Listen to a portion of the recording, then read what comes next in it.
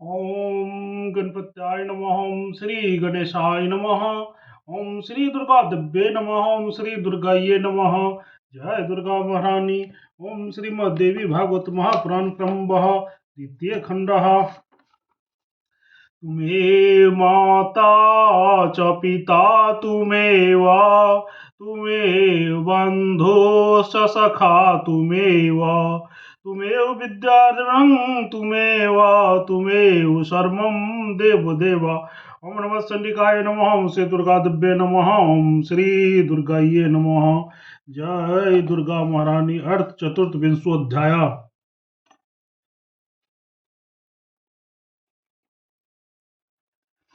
शंखचूर उपधारी श्री हरि का तुलसी के भवन में जाना, तुलसी का श्री हरि को पाषाण होने का शाप देना, तुलसी की महिमा, सालग्राम के विभिन्न लक्षण तथा महात्म्य का वर्णन। नारद जी बोले, भगवान नारायण ने कौन सा रूप धारण कर तुलसी में वीर धारण किया था, उसे मुझे बतलाइए। श्री नारायण बोले, नारद, देवताओं का कार्य सिद्ध करने में सदा तत्पर रहने वाले भगवान श्री हरि वैष्णवी माया के द्वारा शंखचूर का कवच लेकर और फिर उस शंखचूर का रूप धारण कर उसी पत्नी का पतिव्रत नष्ट करके शंखचूर को मारने की इच्छा से साध्वी तुलसी के घर गए थे।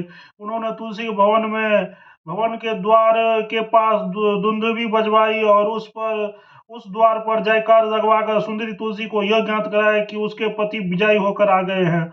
वो ध्वनि सुनकर साध्वी तुलसी परम आनंदित हुई और अत्यंत आदर के साथ पति दर्शन की कामना से खिड़की में से राजमार्ग की ओर देखने लगी। तत्पश्चात उसने ब्राह्मणों को धन प्रदान करके मंगलाचार करवाया और बंदी जनों को, भिक्षुओं को तथा सूत मार्गधों को न्योछावर रूप से धन दिया। तदनंतर भगवान श्री हरि ने रथ से उतरकर देवी तुलसी के सुंदर, अत्यंत मनोहर तथा अमूल्य रत्न निर्मित भवन में गए। अपने क्रांतिमान पति को समक्ष देखकर वह बहुत प्रसन्न हुई। उसने प्रेम पूर्वक उनका चरण धोया, फिर उन्हें प्रणाम किया और वह रोने लगी। तत्पश्चात उस कामनी ने तुलसी से कहा तत्पश्चात उस कामनी तुलसी ने उन्हें अत्यंत मनोहर रत्नमय सिंहासन में बैठाया, पुनः उन्हें कपूर आदि सुगंधित तांबूल उन्हें प्रदान किया। इसके बाद तुलसी ने कहा, आज मेरा जन्म तथा जीवन ये दोनों सफल हो गया, क्योंकि मैं युद्ध भूमि में गए हुए अपने प्राणनाथ को फिर से घर में देख रही हूँ। तत्पश्चात मुस्कान युक्त तिरछी दृष्टि से देखती हुई काम मध्य से बिहल और पुलकित अंगों वाली तुलसी अपने प्राणनाथ के साथ मधुर वाणी में युद्ध संबंधी समाचार पूछने लगी। तुलसी बोले, प्रभु, असंख्य ब्रह्मांडों का संहार करने वाले शिव जी के साथ हुए युद्ध में आपकी विजय कैसे हुई है? कृपा निधि उसे मुझे बतलाइए। तुलसी का वचन सुनकर शंखचूर धारी लक्ष्मीकांत श्री हरि उस तुलसी से हंसकर अमृतमय वाणी से कहने लगे। श्री भगवान बोले, हे प्रिय, हम दोनों का युद्ध पूरे 100 वर्ष तक होता रहा है। कामनी, उस युद्ध में सभी दानवों का विनाश हो गया। तब स्वयं ब्रह्मा जी ने हम दोनों से प्रेम करवा दिया और फिर उनकी आज्ञा से मैंने देवताओं का उनका संपूर्ण अधिकार लौटा दिया। इसके बाद मैं अपने घर चला आया और शिव जी अपने लोक चले गए। दिया का जगन्नाथ रमापति श्री हरि शैया पर सो गए और जब उस रमणी के साथ विहार करने लगे तब उस साध्वी तुलसी ने अपने मन में विचार करके सब कुछ जान लिया और तुम कौन हो, ऐसा वो उनसे पूछने लगी। तुलसी बोली, हे महेश, तुम कौन हो यह मुझे बताओ। तुमने छल पूर्वक मेरा सतीर्थ नष्ट किया है, अतः मैं तुम्हें शाप देती हूँ। हे ब्राह्मण, तुलसी का वचन सुनकर भगवान श्री हरि ने शाप के भय से लीला पूर्वक अपना मनोहर विष्णु धारण कर लिया। तब देवी तुलसी ने नूतन मेघ के समान श्याम वर्ण वाले, शरतकालीन कमल के समान नेत्र वाले, करोड़ों कामदेव के समान सुंदर प्रतीत होने वाले, रत्नमय आभूषण से अलंकृत, मंद मंद मुस्कान से युक्त, प्रसन्न मुखमंडल वाले, पीतांबर धारण किए हुए अपने अनुपम शोभा संपन्न देवादि देव सनातन श्री हरि को अपने समक्ष देखा। उन्हें देखकर कामनी तुलसी लीला पूर्वक पुनः मूर्छित हो गई। कुछ देर बाद चेतना प्राप्त करके वो श्री हरि से पुनः कहने लगी। तुलसी बोली, हे नाथ, आप पाषाण सदृश हो गए हैं, आप में दया नहीं है। आपने छल पूर्वक मेरा धर्म नष्ट करके मेरे स्वामी को मार डाला है। पर वो आप पाषाण हृदय वाला हैं तथा दयाहीन हो गए हैं। अतः हे देव, आप इस समय लोक में पाषाण रूप में हो जाएं। जो लोग आपको साधु कहते हैं वो भ्रमित है, इसमें संदेह नहीं है। दूसरों का हित साधने के लिए आपने अपने भक्तों को क्यों मार डाला? हे नारद, इस प्रकार शोक संतप्त तुलसी ने बहुत रुदन तथा बार बार विलाप किया। तदंतर करुणा सागर से करुणा रस से सागर कमलपति श्री हरि तुलसी की कारुणिक अवस्था देखकर नीति युक्त वचनों से उसे समझाते हुए कहने लगे। भगवान बोले, हे भद्रे, तुमने भारतवर्ष में रहकर मेरे लिए बहुत समय तक तपस्या की, साथ ही इस शंखचूड़ ने भी उस समय तुम्हारे लिए दीर्घ समय तक तपस्या की थी। तुम्हें पत्नी रूप में प्राप्त करने के लिए तपस्या का फल प्राप्त करके तुम्हारे साथ विहार किया है। अब तुम्हें तुम्हारे द्वारा की गई तपस्या का फल देना उचित है। रमे, अब तुम इस शरीर को त्याग कर तथा दिव्य देह धारण करके मेरे साथ आनंद करो और मेरे लिए लक्ष्मी के समान हो जाओ। तुम्हारा यह शरीर गंडक नदी के रूप में प्रसिद्ध होगा और यह पवित्र नदी पुण्यमय भारतवर्ष में मनुष्यों को उत्तम पुण्य प्रदान होगा, उत्तम पुण्य देने वाली होगी। तुम्हारी केश समूह पुण्य वृक्ष के रूप में प्रतिष्ठित होगी तथा तुम्हारे केश से उत्पन्न वो वृक्ष तुलसी के नाम से प्रसिद्ध होगा। हे वरानने, देव पूजन में प्रत्युक्त होने वाले त्रिलोकी के समस्त पुष्पों में एवं पत्रों में तुलसी प्रधान रूप वाली मानी जाएगी। स्वर्ग लोक, मृत्यु लोक, पताल लोक तथा गोलक, इन सभी स्थान में तुम सानिध्य में रहोगी। वृक्ष श्रेष्ठ उत्तम तुलसी नाम से तुम पुष्पों की मध्य सदा प्रतिष्ठित रहोगी। गोलक, विरजा नदी के तट पर, रासमंडल में, वृंदावन में, भांडीर वन में, चंपक वन में, मनोहर चंद वन में, माधवी केतकी, कुंद, मालती वन, इन सभी पुण्यमय स्थानों तुम्हारा पुण्यप्रद वास होगा। तुलसी वृक्ष के मूलों के सानिध्य में पुण्यमय स्थानों में समस्त तीर्थों के पुण्यमय अधिष्ठान होगा। हे वरानने, तुलसी के पत्र अपने ऊपर पड़े, इस उद्देश्य से वहां पर मेरा तथा सभी देवताओं का निवास होगा। तुलसी पत्र के जल से जो व्यक्ति स्नान करता है उसे मानो सभी तीर्थों स्नान कर दिया है और वो सभी यज्ञों में दीक्षित हो गया है। हजारों अमृत कलशों से भगवान श्री हरि को जो संतुष्टि होती है वह तुलसी का एक पत्र अर्पण करने से अवश्य ही मिल जाती है।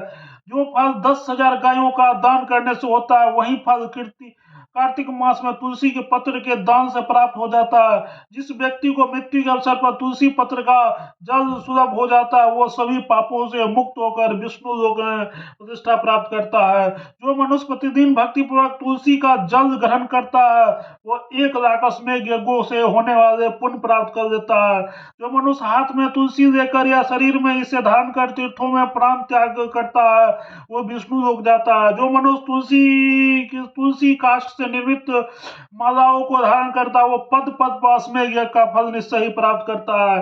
जो मनुष्य तुलसी को अपने हाथ पर रखकर अपने प्रतिज्ञा वचन की रक्षा नहीं करता वो काल सूत्र नरक में पड़ता है और वहां पर चंद्रमा तथा सूर्य की स्थिति पर्यंत वास करता है। जो मनुष्य इस लोक में तुलसी के समीप झूठी प्रतिज्ञा करता है वो कुंभी पाप नरक में जाता है और 14 इंद्रियों की स्थिति वहां पड़ा रहता है।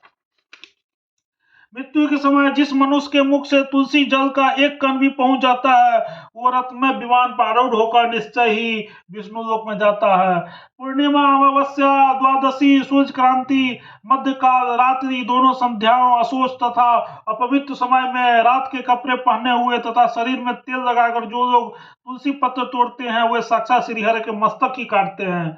श्राद्ध, व्रत, दान, प्रतिष्ठा तथा देवाचरण के लिए तुलसी पत्र वासी होने पर भी 3 रात तक शुद्ध बना रहता है। पृथ्वी पर पड़ा हुआ अथवा जल में गिरा हुआ या श्री विष्णु को चढ़ाया हुआ तुलसी पत्र धो देने पर दूसरे कार्यों के लिए शुद्ध होता है। वृक्षों के अधिष्ठात्री देवी बनकर तुम शाश्वत गोलक में मुझे कृष्ण के साथ सदा विहार करोगी। उसी प्रकार भारतवर्ष में नदियों में जो अत्यंत पुण्यदायिनी अधिष्ठात्री देवी है उस रूप में भी तुम मेरे ही अंश स्वरूप लवण समुद्र की पत्नी बनोगी। स्वयं महासाध्वी तुम वैकुंठ में मेरे सनिक लक्ष्मी के समान भार्या के रूप में सदा विराजमान रहोगी, इसमें संदेह नहीं है। मैं भी तुम्हारे साप से पाषाण बनकर भारतवर्ष में गंडक नदी के तट के समीप निवास करूंगा। वहां रहने वाले करोड़ों कीट अपने तीक्ष्ण दांतों श्रेष्ठ आयुधों से काट काट कर उस शिला के गड्ढे में मेरे चक्र का चिन्ह बनाएंगे, जिसमें एक द्वार का चिन्ह होगा, 4 चक्र होंगे। जो वनमाला से विभूषित होगा वह नवीन मेघ के समान वर्ण वर्ण वाला पाषाण लक्ष्मी नारायण नाम से प्रसिद्ध होगा, जिसमें एक द्वार का चिन्ह हो तथा 4 चक्र का चिन्ह होंगे, किंतु वह वर्णमाला की रेखा के रहित होगा। उस नवीन मेघ के समान श्याम वर्ण वाले पाषाण को लक्ष्मी जनार्दन नाम वाला समझना चाहिए। जो द्वार 2 द्वार तथा 4 क्रम से युक्त गाय के खुर के सुशोभित तथा वर्णमाला से रहित पाषाण को रघुनाथ नाम से जानना चाहिए, जिसमें बहुत सूक्ष्म 2 चक्र चिन्ह होंगे और वर्णमाला की रेखा न हो। उस नवीन मेघ के सदृश वर्ण वाले पाषाण को भगवान वामन नाम से मानना जाना चाहिए। जिस पाषाण में अत्यंत सूक्ष्म आकार के 2 चक्र हो तथा वर्णमाला सुशोभित हो, गृहस्थों का सदा श्री प्रदान करने वाले उस पाषाण को भगवान श्रीधर का ही स्वरूप समझना चाहिए।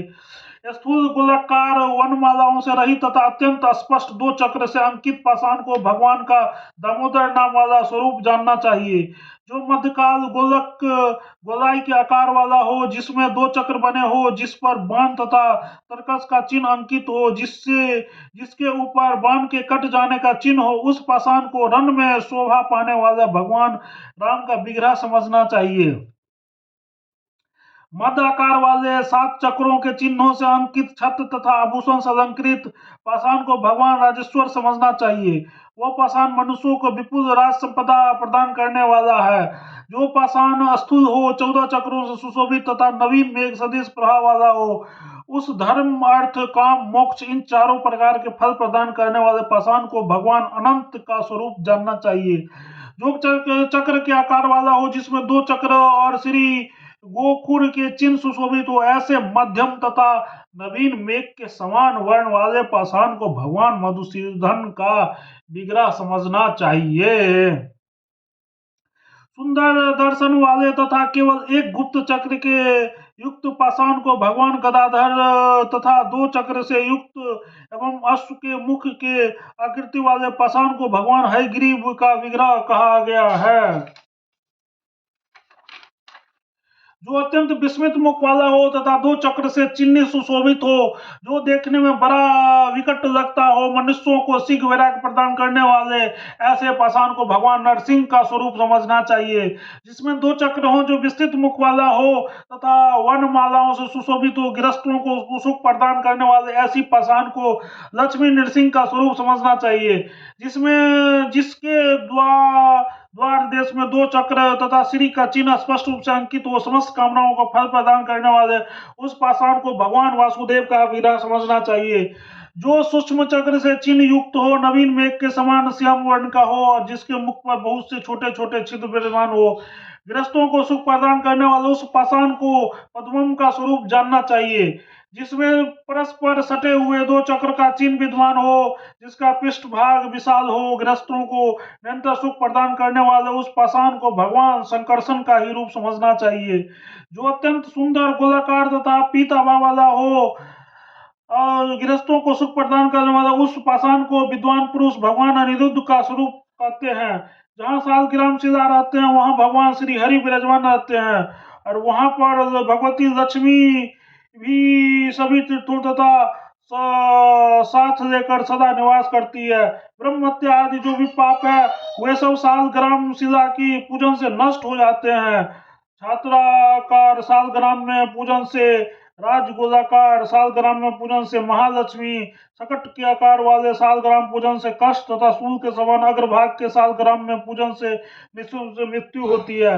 विकृत मुख वाले सालग्राम से दरिद्रता, पिंगल वर्ण वाले से हानि, खंडित चक्र वाले से व्याधि तथा विदीर्ण सालग्राम से निश्चयी मनन होता है। व्रत, स्नान, प्रतिष्ठा, श्राद्ध तथा देव पूजन आदि से जो भी कर्म सालग्राम की सानिध्य में किया जाता है, वो प्रसक्त माना जाता है। वही कर्ता मानो सभी तीर्थों का स्नान कर चुका हो तथा सभी यज्ञों का दीक्षित हो गया हो। इसी प्रकार उससे संपूर्ण यज्ञों, तीर्थों, व्रतों तथा तपस्याओं का फल मिल जाता है। चारों वेदों के पढ़ने तथा तपस्या करने से जो पुण्य प्राप्त होता है, वो पुण्य सालग्राम की शिला से पूजन से निश्चित रूप से सुलभ हो जाता है। जो मनुष्य सालग्राम शिला से जल में नित्य अभिषेक करता है, वो सभी दान करके तथा पृथ्वी का प्रदक्षिणा करने से जो मनुष्य पुण्य प्राप्त होता है, उससे प्राप्त कर देता है। जो मनुष्य सालग्राम शिला के जल का नित्य पान करता है वो देवविलासित प्रसाद प्राप्त कर देता है, इसमें संदेह नहीं है। समस्त हेतु उसका स्पर्श करना चाहता है, वो जीवन मुक्त तथा परम पवित्र मनुष्य अंत में भगवान श्री हरि के लोक जाता है। वहां पर वो भगवान श्री हरि के साथ असंख्य प्राकृतिक परिवर्तन रहता है, वहां भगवान सदिश दया भाव प्राप्त कर लेता है और उनके सेवा कार्य में नियुक्त हो जाता है। ब्रह्म हत्या सदिश जो भी कोई पाप हो वे सभी व्यक्ति को देखते ही उस प्रकार भाग जाते हैं जैसे गरुड़ को देखकर सर्प। जो मनुष्य चरण की रज से पृथ्वी देव तुरंत पवित्र हो जाती है, इस प्रकार उनके जन्म से उनके लाखों पितरों का उद्धार हो जाता है। जो मनुष्य मृत्यु के समय सालग्राम से जाके जल का पान कर लेता है वह समस्त पापों से मुक्त होकर विष्णु लोक चला जाता है। इस प्रकार वह सभी कर्म भोग में मुक्त होकर निर्वाण मुक्ति प्राप्त कर लेता है, भगवान विष्णु के चरणों में लीन हो जाता है, इसमें संशय नहीं है। सालग्राम शिला को हाथ में लेकर जो मनुष्य मिथ्या वचन बोलता है वो कुंभी पाप नरक में जाता है और ब्रह्मा की आयु पर्यंत वहां निवास करता है। जो सालग्राम शिला को हाथ में लेकर अपने द्वारा की गई प्रतिज्ञा का पालन नहीं करता वो असिपत्र नाम के नरक में जाता है, वहां पर 1,00,000 मरणोत्तर की अवधि तक रहता है। एक जो मनुष्य सालग्राम शिला को तुलसी पत्र को हटा देता है वो दूसरे जन्म में स्त्री से वियुक्त हो जाता है। उसी प्रकार जो पुरुष शंख से तुलसी पत्र को अलग करता है वो भी 7 जन्मों तक भय विहीन तथा रोग युक्त रखता है। जो महाज्ञानी व्यक्ति सालग्राम तुलसी तथा शंख को एकत्र रखता है वो भगवान श्री हरि के लिए अत्यंत प्रिय हो जाता है। जो पुरुष एक बार भी जिस किसी स्त्री के साथ एकांतवास कर लेता है वियोग होने पर उसका दुख उन दोनों को परस्पर होता है। तुम एक मनंतर का बीते तक संचूर की भारी हरा चुकी हो, अतः उसके साथ तुम्हारा वियोग कष्टदायक होगा ही। ये नारद तुम तुलसी के ऐसा कहकर भगवान श्री हरि चुप हो गए। तुलसी ने अपना वह शरीर त्याग कर तथा दिव्य रूप धारण करके श्री हरि के वक्ष लक्ष्मी की भांति सुशोभित होने लगी। इसके बाद वो लक्ष्मीपति श्री हरि उसके साथ वैकुंठ चले गए। हे नारद इस प्रकार लक्ष्मी सरस्वती गंगा तुलसी ये चारों देवियां भगवान श्री हरि की पत्नियां हैं। उसी समय तुलसी के शरीर से गंडक नदी की उत्पन्न हुई। भगवान श्री हरि उसी के तट पर मनुष्यों के लिए पुण्य पद सालग्राम बन गए। हे मुने वहां रहने वाले कीट शिला को काट काट कर उन्हें अनेक प्रकार के रूप वाला बना देते हैं। जो शिलाएं जल में गिरती है और निश्चित रूप से उत्तम फल प्रदान करने वाली होती है। जो शिलाएं धरती पर गिरी रहती है वे सूर्य ताप के कारण पीली पड़ जाती है, उन्हें पिंगला शिला समझना चाहिए। इस प्रकार मैंने सारा प्रसंग कर दिया, आप पुनः क्या सुनना चाहते हैं? इति श्रीमद्देवी भागवत महापुराण संहितायां नवमा स्कंदे नारायण नर संवादे तुलसी महात्म्यं सह सालग्राम महत्व वर्णन नाम चतुर्विंशोऽध्याय। ओम तत्सत्। प्रेम से बोलो जगत जननी जगदम्बा माता की जय।